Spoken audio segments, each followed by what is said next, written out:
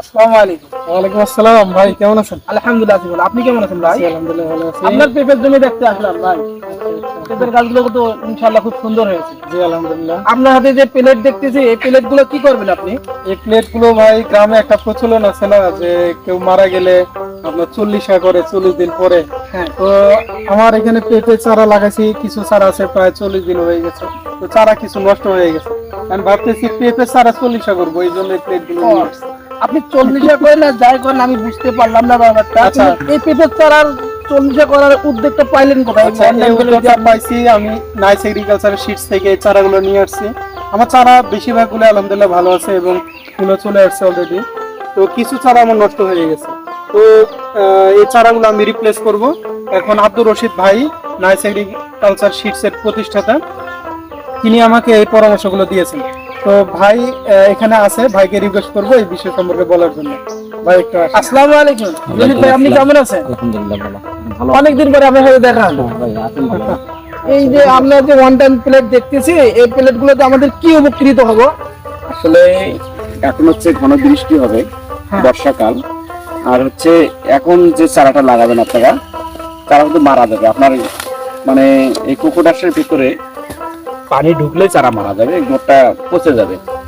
আর হচ্ছে এই প্লেটটা সবচেয়ে বড় বিষয়, আমরা কেন এই প্লেট নিয়ে আসতে বলেছি আসলে বুঝবেন না। আমি একটা যদি গাছ রোপণ করে দেখাই তাহলে সহজে বুঝবেন। আচ্ছা, আসলে আমি নিজে রোপণ করে দেখাচ্ছি আসলে এর কি কাজ হবে আর কি উপকৃত হবেন আপনারা দেখেন। এই যে গাছের যে চারাটা বসবে আমরা অবশ্যই ভালো করে একটু শক্ত করে নেব, একেবারে নরম রাখবো না। বর্ষাকালে আমরা দেখেন হাতে চারা দেখতে পাচ্ছেন, আমরা চারাটা খুলে এভাবে আমরা সুন্দর করে লাগাবো। দেখেন দেখেন আমাদের চারার শিকড় অনেক ভালো, শিকড়যুক্ত চারা। অবশ্যই চারাটা এইভাবে বসাবো, বসানোর পর ভালো করে আমরা চাপ দেব, কত না।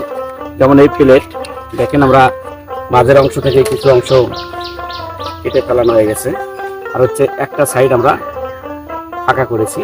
আমরা আসলে সুন্দরভাবে যেন চারাটা যেন বসানো যায়, দেখেন দিয়ে আমরা সুন্দরভাবে মাটি অথবা প্যারাক দিলেও হবে।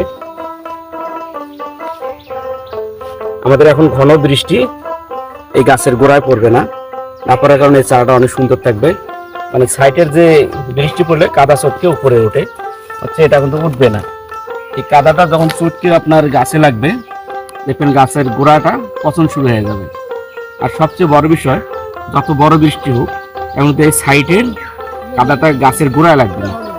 যদি না লাগে আশা করি গাছ মারা যাবে। যত বর্ষায় হোক আপনারা বর্ষাকালেও পেঁপে চাষ করতে পারবেন।